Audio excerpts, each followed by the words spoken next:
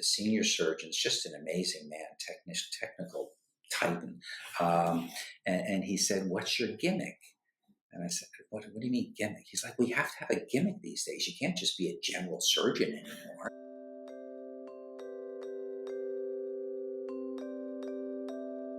And our gimmick is a cold open. Ice cold, between the shoulders.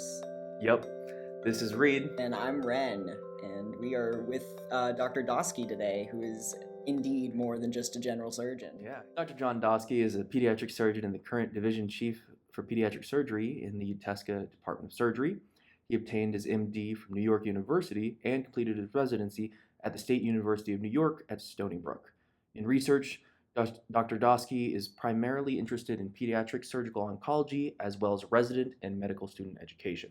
Dr. Doski is also a member of the American Pediatric Surgery Association and Children's Oncology Group. He is indeed a pretty busy guy, and we will let him tell you his journey, a little bit about how he got into pediatric surgery right now. It's a beautiful profession. Didn't really know I wanted to do pedi surg, same kind of a thing. Got to the third year, and then one of the senior surgeons, just an amazing man, technical titan. And he said, "What's your gimmick?" And I said, what do you mean gimmick? He's like, "Well, you have to have a gimmick these days. You can't just be a general surgeon anymore." And he's like, "Well, what do you like?" I say, "Well, pedi surgery was fun. You should do pediatric surgery." And so it was in the residency a little bit too late for me to apply successfully to the programs because it still remains fairly competitive. But when I came down to Wilford Hall, they needed pediatric surgical support. So I got to do sort of a quasi fellowship and then matched in a formal fellowship at the completion of the military. But during the military, we actually separated conjoined twins down at Wilford Hall. It took about 26 hours to do. Wow. Well, the separation was about 9-10 hours, but then the reconstruction for each of them was the challenge. Wow. That was fun. That must have been really cool to be a part Yes. of. Yeah. Yeah, so we did that. We at the time, Wilford Hall was an ECMO center where a lot of places didn't have it. And so as a result, we got to fly to Hawaii to put a baby on ECMO from Queen Kapiolani Hospital. We flew up to Anchorage to put a baby on there. And it's cool because the big C5 you go up with, you have like 35 or 40 military that would just invade a NICU. And then you put this baby on ECMO and then take the baby away and put him back on the C5 and then fly home. So definitely, there are so many cool things in a career that you definitely want to be open to them and you definitely want to enjoy them. So we heard about Dr. Doski from our colleague and former podcast host, Sarah, who listened to him speak at Surgery Grand Rounds recently. Dr. Doski is involved in this massive nationwide cancer study regarding the treatment of metastatic osteosarcoma in kids. Essentially, the study investigates which surgical method has the best outcome overall between thoracotomy, which is a very invasive open chest surgery, or thoracoscopic surgery, which is a less invasive procedure that can be done laparoscopically between the ribs. Mm-hmm. I'd prefer that one personally. Me too. It began with a question, what followed was just a persistence in looking for some way to act on it.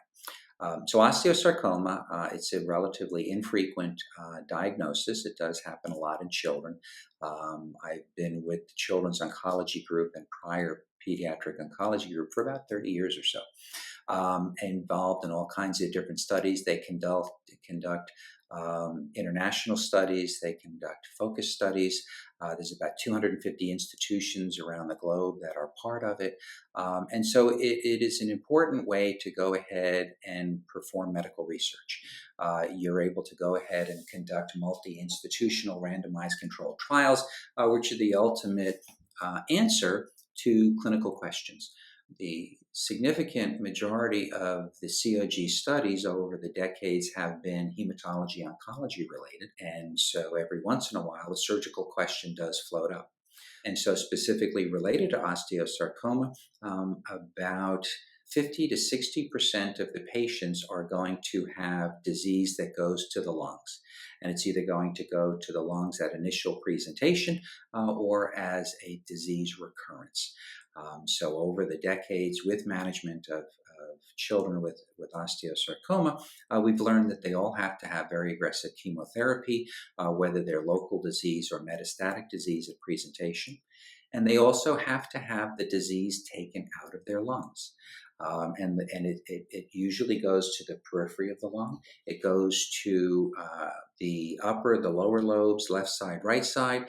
You can have a few lesions. You can have 15 to 20, at the end of which all of that disease needs to be taken out, or that person has less than a 5% chance of 5-year survival. Wow. Because it is a very aggressive disease. There's a lot of heterogeneity to it as well. And so with the surgical resection, over the last 50 to 60 years, it has been dominantly a thoracotomy, which is a very painful incision.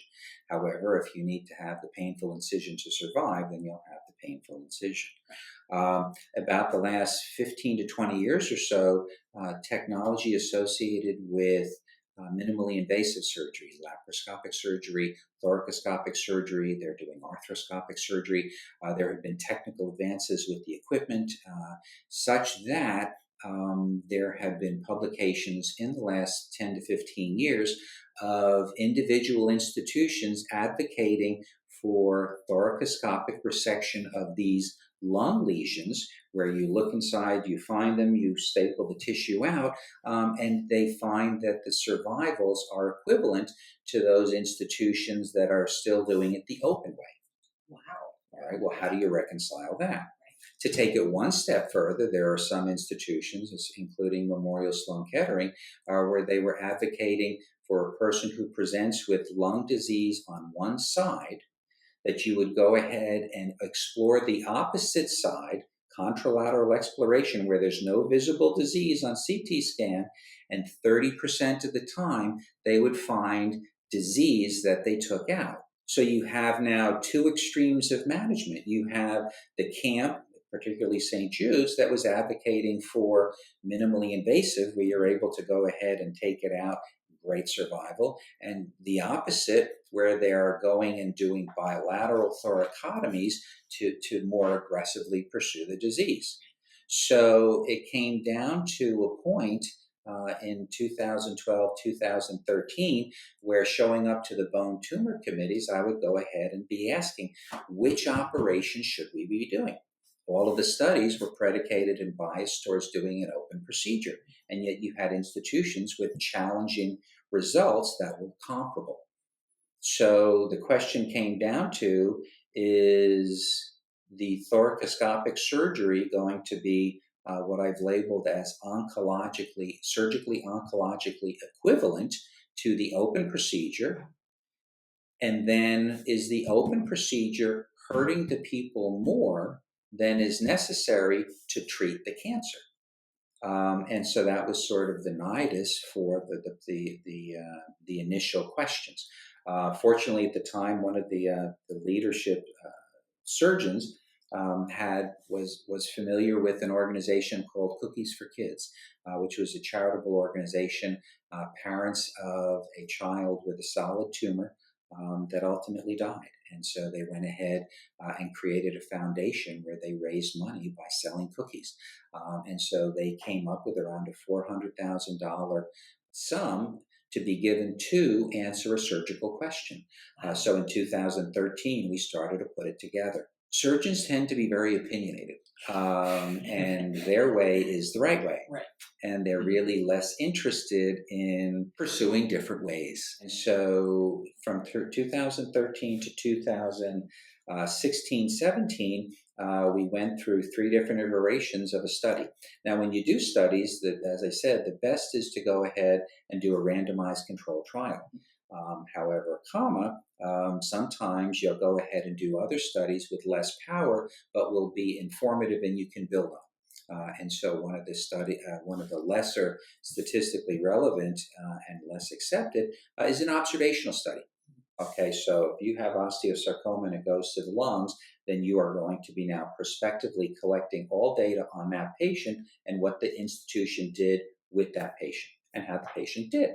So for about 5 years or so, we went through all kinds of discussions and reviews Cancer in this country, and following the Biden moonshot back in 15, 16, really became very organized into what they call National Cancer Therapeutic Network Organizations, NCTN. Mm-hmm. 5 NCTNs in the country control all of the almost all of the multi-institutional consortium. So we have the Children's Oncology Group, which is the only one that takes care of the kids.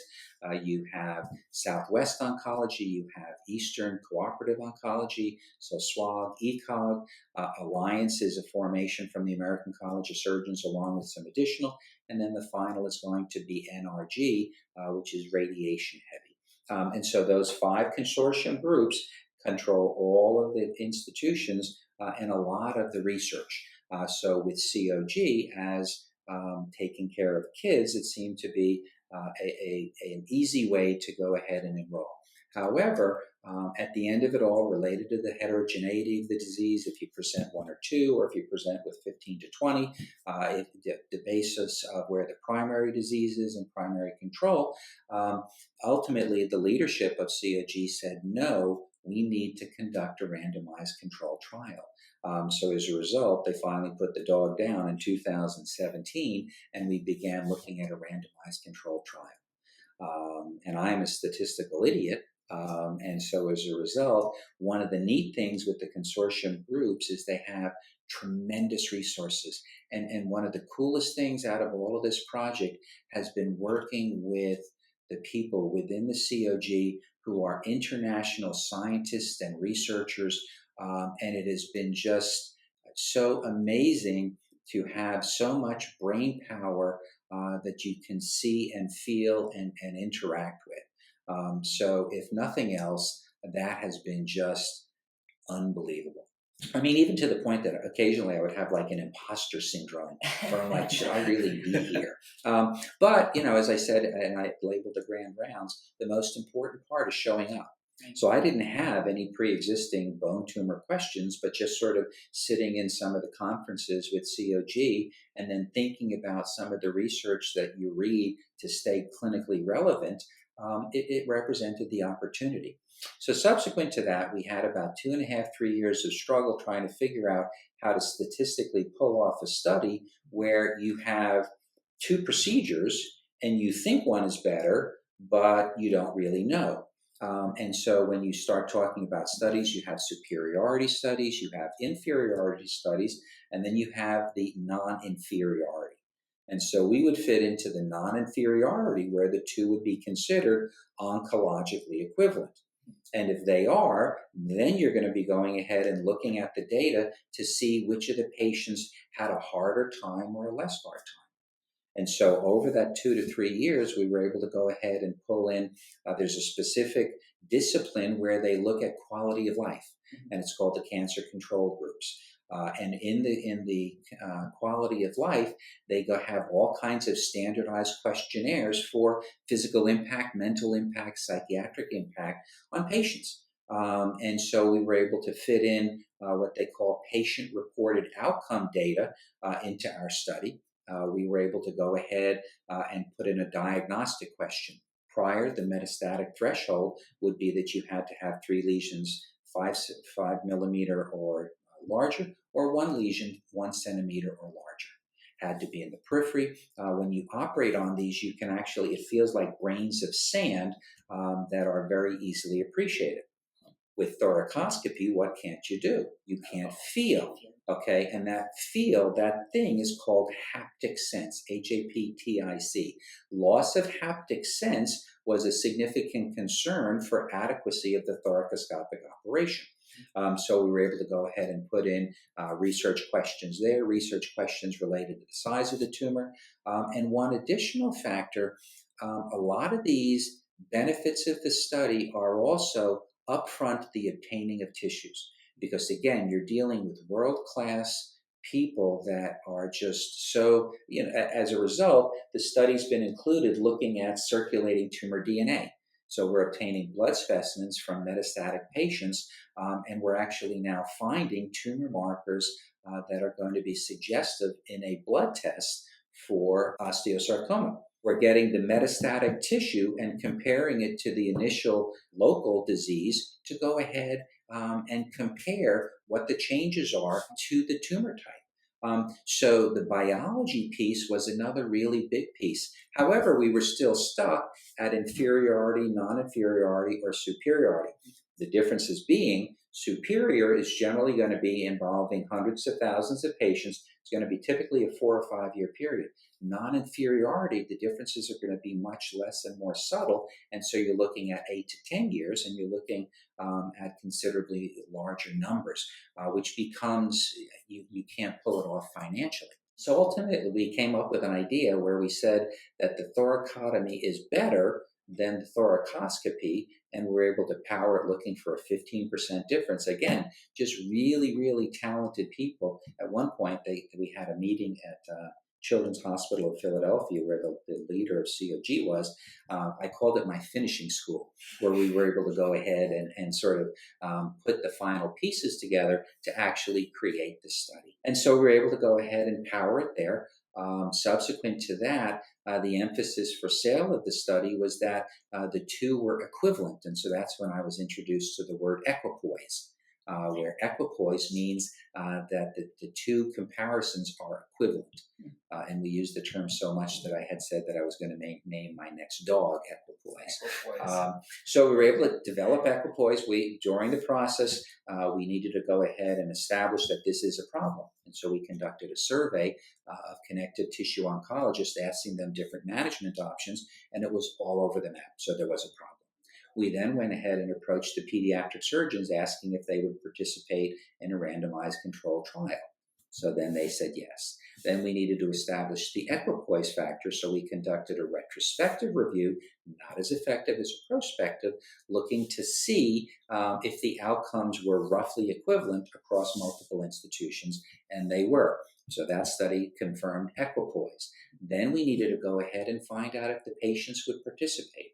So there's different types of cancers have different types of support organizations, predominantly by parents and patients. And so I went to one of the osteosarcoma meetings in Miami, and it's called Making It Better, MIB. And so we presented all of the different background, and then asked them if they would be willing to participate in a study. And that was a fairly intense one, because you're dealing with kids that I said had gone through fire.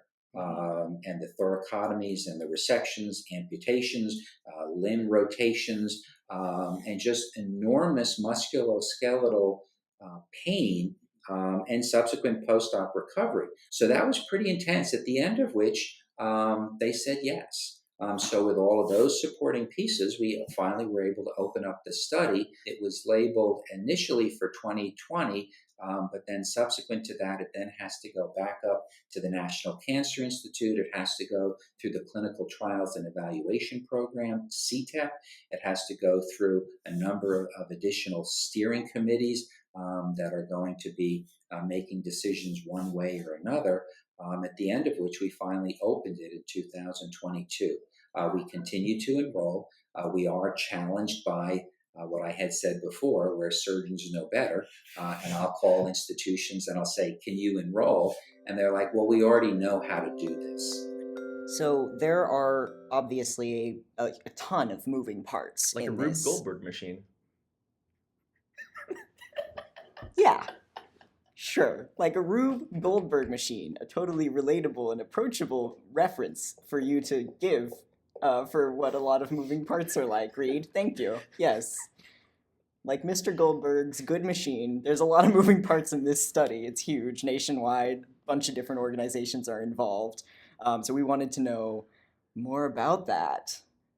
You got anything else you want to contribute? I don't have anything else to contribute. Okay, we're gonna let Dr. Doski tell you about it now. Let's do something else. Let's not do that. There are about 260, 270 COG institutions, meaning that there is an affiliation agreement, meaning that all of the paperwork and the data submission and all of the legal stuff is in place. Each of the institutions is going to have a principal investigator. and that person is going to be responsible for filling all of the different pieces: diagnostics, surgery, pathology, and serves as the center point. Each of them are going to be having relationships with individual institutional IRBs, institutional review board, which is going to be on the hook for reviewing everything. There's all kinds of additional training and certification that has to occur with IRB participation and study participation, annual training, going back to Tuskegee Airmen, all that kind of stuff. And then once you have that, then those institutions are able to select which studies within COG, for us, they wish to open. Similarly, each of the other four large cooperative groups are going to be having their studies. All of this is published on a regular basis through the Clinical Trials and Evaluation, CTEP, and the NCI. And so that the amount of coordination really is crazy. Yes. And so each institution is going to make the decision to open it or not. With our study, they were slow to open. And so, again, sort of drilling into the weeds of some of the stupid stuff, failure, not really opening well. The institution has something called the Amazon initiatives. And so they go ahead and will give $1,000 to each institution that will open up a study. And so they included our study in 2023. And so as a result, we went from about 80 to around 250. Oh, wow. In about a 1 year period, which did help some of the enrollment. From an organization standpoint, is it normally is the division chief, are they the PI on the study, and then any other surgeon is a sub-I? Or So almost always an institution is going to have as its principal investigator a med hemonc person. Mm-hmm. So for us, it's pediatric hemonc. And then within that division, they decide. Typically, the division chief is going to be occupied with a lot of administrative stupidity, which is only increasing with time. And so in that setting, oftentimes they will have a person who is the lead agent for the COG. And in point of fact, with the Biden moonshot, there is significant interest in not having these 5 towers as separate towers. Okay, now unbeknownst to me, I was supposed to include the 4 other cooperative groups in the planning of the study. I see. So I said before, surgeons are opinionated, number 1. Number 2, surgeons hate to be late to a party and don't take it well. Okay, and so then once the study was approved, then they said, well, have you approached the other NCTN groups? At which point I said, well, what is NCTN? Oh no. Oh yeah, and so there was a significant schooling there that occurred in the most unpleasant of ways, where you'd have a surgical chief of all of them, and then I would approach that individual and, why do we need this study? We already know what the answer is. The answer is an open procedure. Mm-hmm. Okay, thank you. And then I'd call somebody else. Well, we already know what the answer is. The answer is a thoracoscopic procedure. So it highlights the need. However, in that moment, it is a relatively unpleasant and unproductive conclusion of the conversation. Once these programs enroll in the study, what does it look like to be at a hospital that is enrolled in the study? Is it just kind of like you collect the data on a given case? So the patient is going to be identified, and so the division is going to be tasked with caring for the patient. And so that division is going to be aware of the studies that are open. The institutions also have some more, some less, administrative people that are tasked with keeping track. And so if a bill comes in for a given patient diagnosis, then you're going to be able to have a non-clinical person identify that, as well as the clinical people usually know. And so if a patient with a lung metastasis from osteosarcoma comes in, then the UT folks are going to know that they have a study open. Once they do have that, then they're going to be, and it depends if it's going to be the patient's physician or if it's going to be some other physician with the group that will actually approach them about participation. It is a voluntary participation. The generation of the consent form took about 3 months or so. It goes through all kinds of iterations, and it has to be read at a 4th grade level or understood at a 4th grade level. And so once that consent form, and mine is about 28 pages going through equipoise, then the patient will go ahead and sign it or not. But they will be given the option. If they're 18 or over, then they sign it. If they're below that, then it'll be a parental signature. But we also want the patient assent. Once that's obtained, then the study calls for the operation to be occurring in a fairly prescribed time, again, trying to decrease the heterogeneity of the result on the back end. And then before the operation, we're going to be asking them a series of questions to get the patient-reported outcomes of their current functionality. And then we're going to be conducting 3 separate time points after the operation to go ahead and collect patient-reported outcomes. New to COG, we were able to go ahead and convince them that we have it now entering Reddit directly into cell phones. Which is sort of neat. And so the operation occurs. The tissue is obtained, blood and the diseased tissue, and is sent off to the central area. And then they've been able to generate 3 separate cell lines for metastatic tissue so far, which is satisfying. Identifying the ctDNA is just unbelievable. And then we follow the patient. And so to the patient, beforehand, they have standard care. And the patient-reported survey. Afterwards, we're going to be asking them their functionality after, as well as the physiologic impact. We collect data on pain medicines administered post-op, and then that's the end of the study. And then they're followed by the institution. Typically, it's about every 3 months for the first 3 years after to go ahead and look for any additional pulmonary disease. Sadly, it is quite common. And so after the first relapse, we'll go ahead and collect that tissue, but we're not doing any investigation. So the study is specific for newly diagnosed or first relapse.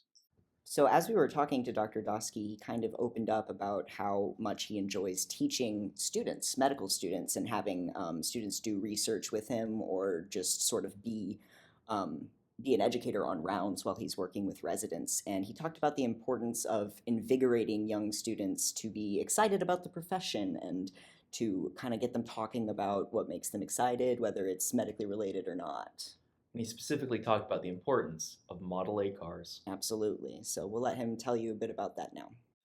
It is vitally important to go ahead and maintain and generate and promote the enthusiasm for the profession. I'll readily tell the kids on the service, well, just be on rounds and this and that. And I talk about all kinds of stupid stuff when we're rounding.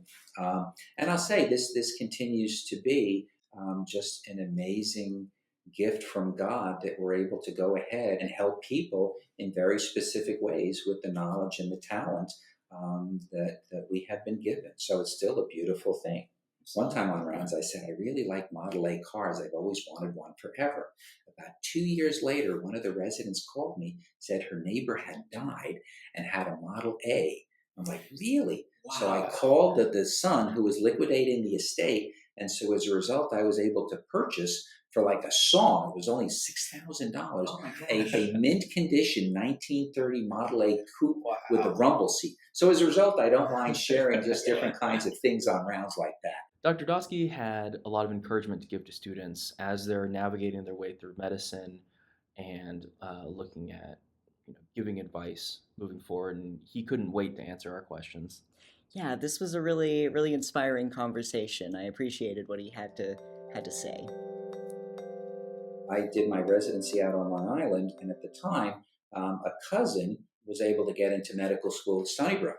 And so he started there, and after about 3 months or so, he came over to the house. I'm going to quit. Oh, no. And so we spent around 3.5 hours just having discussions about this, that, and that. He's presently an interventional cardiologist up in Boston, doing really quite well. So the beginning can be rough, that you can lose sight of a much bigger picture, which is going to be the long term. And so there's just sort of some things you have to get through, and you just put your head down and get through them. But the emergence is really worth it. Awesome. I'm excited for that to happen someday. Yeah, It's we're all looking Well, it forward. will. But so the earlier clinical exposures is a no-brainer. And the shame is it just took this long to go ahead and get the degree. As back in the dark ages, I didn't do anything for the longest time, and it was only until third year that we were able to touch a patient. I guess kind of going along those lines, what you mentioned the clinical exposure. Do you have what other recommendations do you have to young students in terms? Stay interested, stay hungry, keep the energy up. There are going to be challenges that you're going to be hearing. So back in the day, when I was a resident, I would sit in the surgeon's lounge, and there would be a bunch of these old goats sitting there complaining about DRGs and how this is killing medicine. Okay, and I'm all concerned that this is killing medicine. Well, it's not killing medicine. It's just changing what they had to something different. And so now, as an old goat myself, I'm less interested in change. And certainly the amount of change that we're having now is beyond stupid. But it is one where it's important as a young person to go ahead and appreciate that your existence hasn't really been created yet. And the clinical situations and the technology and all of the different things that you're going to be doing, all of this that you're doing now is positioning yourself to be able to deal with whatever the future is going to be doing. And so I actually endorse a broad base. I think as much different directionality of experience that you get is going to suit you in the long term. I mean, there are some people that come out of the womb knowing they want to be an OBGYN. Okay. So there's a certain flexibility that is helpful. And there is the importance of maintaining the interest and the focus on the long term. And at the end of which you don't really know where it's going to go, but provided, you sort of keep a positive mindset on it, it's been absolutely wonderful. And then we continue to have UIW kids, medical students, UT medical students, the BAMC residents, the UT residents, and being able to see them mature and now as faculty, it's a neat thing. So we've been very happy over the years. We continue to teach medical students. We've had them on the service since '99. It's fun, actually. Most of the surgical faculty have gone through our rotations, and so I can still go ahead and chastise them. And then we teach the residents. We have BAMC residents as well as UT residents that have been floating with us for the same amount of time. And if one of the kids comes through and is interested, then game on. And there we have it. Dr. Doski had so many awesome stories that we actually weren't able to fit them all in the episode. So we hope to have him back on the podcast again. Yeah, we hope so. He was a great time, and we hope you enjoyed. And thank you all for tuning into this episode of the Saber Podcast. We'd love to have you back again next week, so be sure to subscribe and leave us a review if you feel so inclined. And if you have any questions, email us at saber.podcast.outreach@gmail.com or find us on Instagram at saberpodcast. Until next time, I've been Ren. I've been and still am Reed. And will continue to be. Hopefully. Cool. So stay tuned for more inspiring research stories. I don't like this. I like more controls. I like the pediatric stuff. I mean, give me a baby with no anus over a gunshot wound to the chest every day. I can understand that. Well, you may or may not. You'll get to that later on, and you can decide